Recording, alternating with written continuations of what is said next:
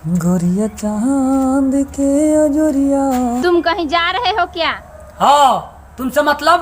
तुम्हारे दिलदार है तुम्हारे, हमसे मिला करो। हाँ, इनसे मिला करो और इन पे पैसा खर्चा किया करो।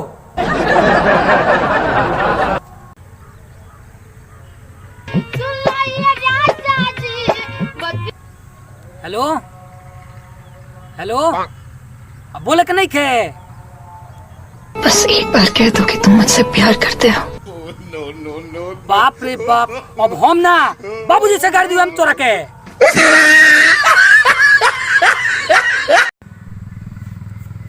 ए जी का पूरा घर भर के लोग नाचता, हमू जाई नाची?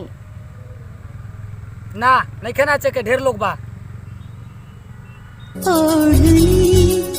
ओढ़ के नाचो। ठीक बा, अगर नाचत में मुंह जे लौक गइल तो देह पर का चमड़ा उतार ले।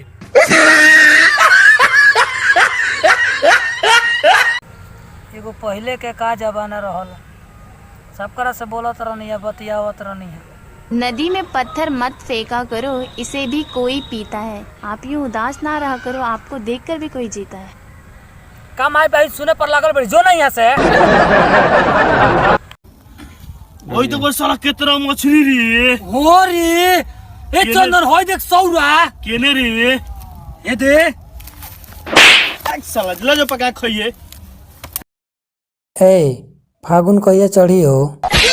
खाली आलतू फालतू बात पूछी हन, का करबा फागुन चढ़ी तो? ऊ तनी जोरन डाले के रहला।